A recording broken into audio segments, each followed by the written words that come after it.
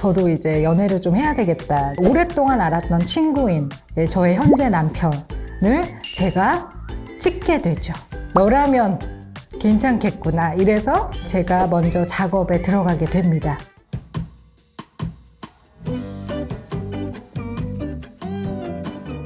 안녕하세요. 저는 좋은연애연구소 유스토리를 운영하고 있는 김지윤입니다. 인간관계에서의 다양한 문제들에 대해서 연구하고 강의하고 집필하는 일을 하고 있습니다. 저희 19세까지를 표현해보자면 제로는 아니었던 것 같고 약간 더 밑에서 시작했던 것 같아요. 저희 19세까지 어땠나 이렇게 좀 돌아보면은 혼자 그냥 모든 것을 알아서 했던 그런 시간이었던 것 같아요. 저희 엄마가 이제 그 지방에서 이제 일을 많이 하셨기 때문에 1년에 한 6개월 정도는 혼자 살았고, 이제 6개월 정도는 엄마가 오시고 주말에는 오시고 이랬는데, 그때는 그냥 그게 특별히 힘들다 이렇게 생각하지 않고, 누가 보거나 안 보거나 있거나 없거나 상관없이 그냥 되게 루틴하게 사는 애였어요. 첫 번째 부도가 저희 집에 났었거든요. 그 어른들이 이제 싸우는 이런 소리도 들었어야 됐고, 그리고 또 저희 아버지가 1년에 한 번 정도 집에 오셨는데, 이렇게 오실 때마다 이렇게 집을 편안하게 해주시는 분은 아니었어요. 그래서 19세까지 저는 외부 환경 자체가 굉장히 불안. 그래서 제 그때 꿈이 뭐였냐면, 월화수목금만이라도 아무 일이 없이 평범하게 살았으면 좋겠다. 내가 누군가에게 더 짐을 얻는다면 무너질 것이다. 그래서 제가 선택했던 생존의 방식은 무조건 아무 문제 일으키지 않고 혼자서도 잘한다. 그렇게까지가 19세였던 것 같습니다. 제가 20대 초반까지는 그냥 또 이렇게 그냥 되게 계속 열심히 사는, 그러다가 29세 엄마 돌아가실 때쯤 완전히 다시 하강을 하게 됩니다. 27살까지, 그러니까 대학 졸업하고 그 근방까지는 계속 되게 열심히 살았던 것 같아요. 이때도 이제 집안이 넉넉하지 않고, 이때 또 IMF가 터지거든요. 보일러를 틀 수가 없었어요. 전기장판 켜고 파카 입고 생활을 2년 정도 했어요. 그때 그 시절에 문예창작과가 노트북이 없다, 컴퓨터가 없다, 이거 되게 말이 안 되는 건데, 그거를 살 수 있으면 보일러를 틀었겠죠. 노트북 동량, 친한 친구들한테. 그래서 걔 숙제할 때 걔네 집에 가서 걔가 숙제 끝나면 그때부터 하고, 그렇게 해서 결국에는 노트북 없이 문예창작과를 이제 졸업하게 됐죠. 그래서 지금 생각해보면 참 치열했어요. 그러면 이제 좋은 날이 좀 올 만도 한데, 제가 27 겨울, 그러니까 28 그때쯤에 이제 저희 엄마가 몸이 너무 이제 안 좋으시다고, 그래서 병원을 한 번만 같이 가달라고 하는 거예요. 좀 너무 늦게 갔어요. 그래서 이제 3기 판정이 나셔가지고 직장을 관두고 동네 카페에서 저녁에 아르바이트를 하면서 이제 엄마를 간호하는 삶을 살았어요. 14개월. 그때 진짜 힘들었던 것 같아요. 나는 진짜 얼마나 더 열심히 살아야 끝나는 거지? 이런 생각이 되게 좀 많이 들었던.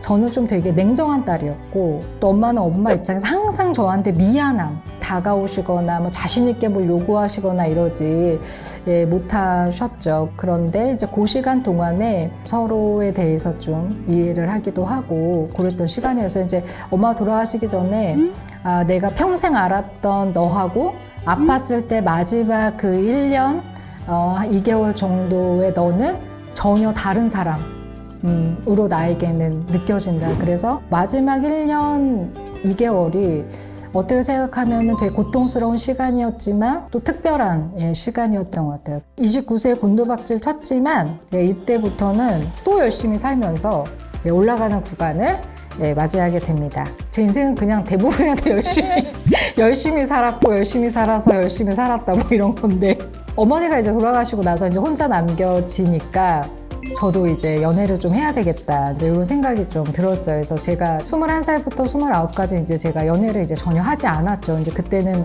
먹고 사는 것도 너무 바빠서 이제 하지 않다가, 이제 드디어 29세 때 오랫동안 알았던 친구인 저의 현재 남편을 제가 찍게 되죠.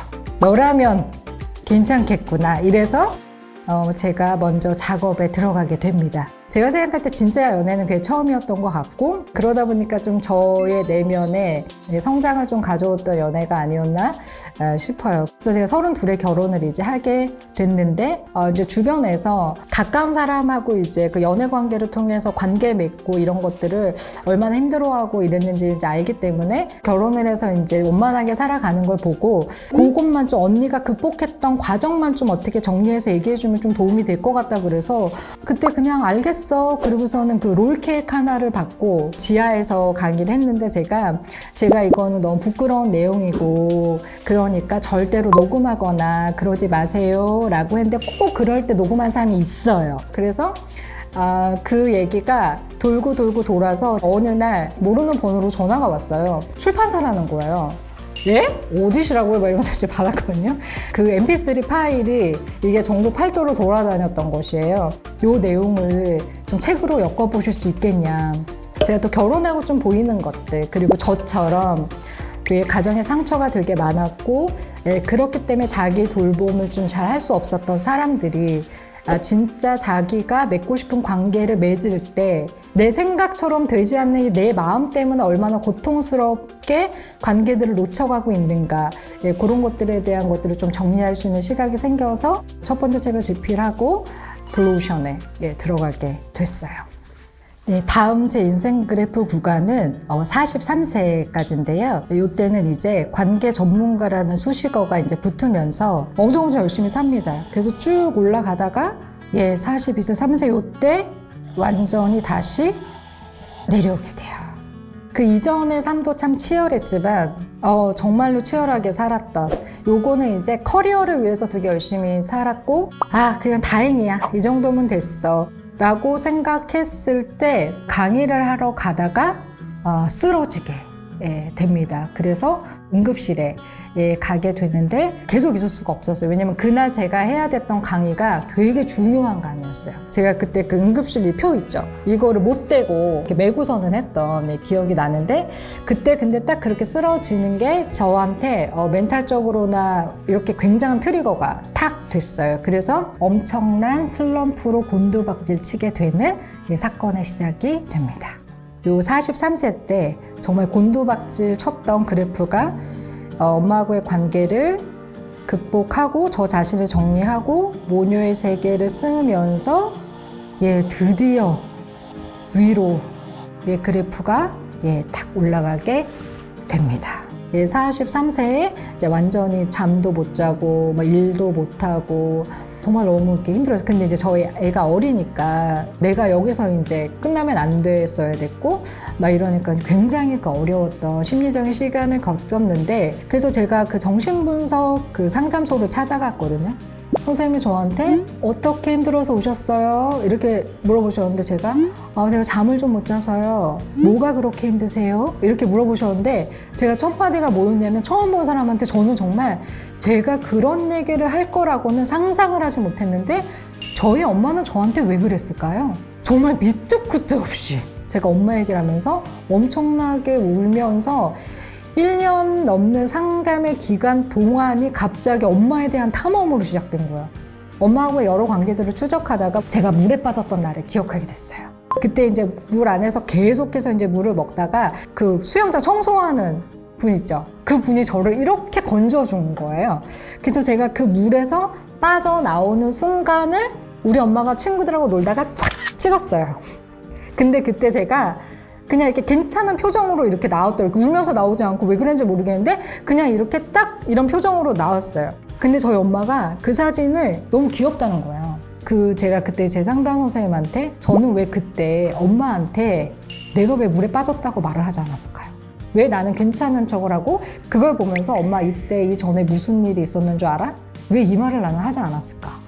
생각해 봤을 때 아마도 저는 그 전부터 그런 것을 표현하지 않는 것이 더 낫다라는 제 기억에선 사라진 많은 순간들이 태어나서부터 쭉 있지 않았나 싶은데, 그게 저한테 되게 아이러니하게 실마리가 됐어요. 저 자신 자체를 좀 제가 많이 마음으로 만나주고 스스로 격려해주고 그러면서 많이 울기도 참 많이 울었어요. 그러면서 자연스럽게 잠을 자게 되더라고요. 어느 날 지금 모녀의 세계 편집자 분한테 이제 이메일이 왔어요. 한번 미팅을 하자고 해서 이제 만났는데 이런 얘기 썼으면 좋겠어요 했던 주제가 모녀 관계였어요. 생각보다 제 안에서 되게 생각이 많이 정리됐었던 모양이에요. 모녀의 세계를 쓰고 원고를 넘기면서 이렇게 마지막으로 이렇게 집에 올 때 엄마는 나를 방치한 것이 아니라 다가올 수 없었던 거구나. 그래서 그것 또한 엄마의 참 두려운 사랑이었다라는 거를 좀 느끼게 되면서 저 자신의 존재에 대한 해석도 좀 많이 달라지게 되더라고요. 그러다 보니까 예전에는 강의를 잘하고 싶은 마음이 되게 컸다면 지금은 이 사람의 어떤 고통이나 필요가 더 진지하고 실존적으로 다가오게 됐던 어떤 저의 개인의 성장, 그것도 이 구간에 49세 구간에 있었던 것 같습니다. 어려운 순간들 많았지만 이보다 더 열심히 극복하며 살지는 못했겠구나 싶을 만큼 너무 열심히 살았다는 생각이 좀 들고요. 친구들이 저한테 이제 가끔씩 그런 얘기 해주는데 야, 너는 정말 삶에서 그렇게 우여곡절이 많고 힘들었던 거에 비해서 정말 자기 연민도 별로 없고 피해의식도 없고 긍정의 아이콘이야 이런 말 되게 많이 해주거든요. 제가 이렇게 돌아보니까 회피하는 사람은 아니었던 것 같아요. 상황을 그냥 잘 받아들이면서 그렇게 충실하게 그 헐벗은 순간들을 좀 대면했었기 때문에 이 굴곡진 그래프들을 좀 잘 지나올 수 있지 않았나 그런 생각이 좀 그래프를 보니까 듭니다. 딱 두 구간이 저한테 자립의 구간이었던 것 같아요. 첫 번째는 19세에서 29세 사이 정말 열심히 하루하루 살았던 그 시간이 제 삶에 되게 기반이 되지 않았을까 싶어요. 그래서 이 구간 하나랑 43세에서 49세 때 모녀의 세계를 썼을 때 제가 완전히 정신적으로 이렇게 딱 자립했던 이 두 순간이 제 인생에서 되게 의미 있었던 자립의 순간이다라는 생각이 듭니다. 저에게 자립이란 아직도 진행 중이다.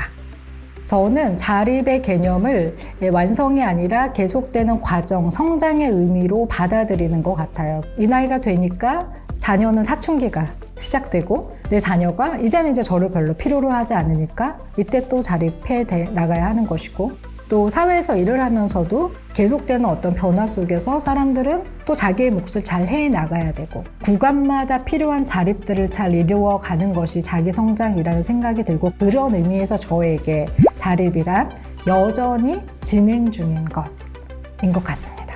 만약에 제가 10대 때 또 20대 초반에 지금처럼 SNS가 활성화됐다고 하는 시절이라고 하면 제가 그 순간 저의 멘탈을 유지하면서 잘 올 수 있었을까? 이런 생각이 들 때가 많아요.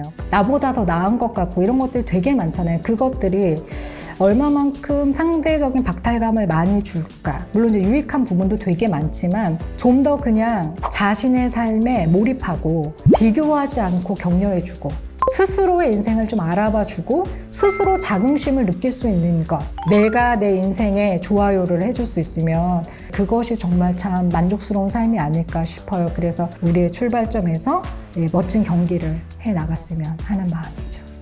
그러니까 이게 참 질문 자체가 잘못되어 있어. 피하기는 뭘 피해? 오는 사람이나 막지 마. 라고 난 진짜 얘기해주고 싶고 때로는 우리가 굉장히 생각의 관점을 달리해야 할 필요가 있다. 오는 사람이나 막지 말고 오는 사람 중에 좋은 사람이나 보내지 마라. 폭력적인 사람, 언어폭력, 신체폭력 다 포함해서 폭력은 무조건 피한다. 장난이 어딨어, 장난이. 장난 없다. 폭력엔 장난이 없다. 무조건 피한다.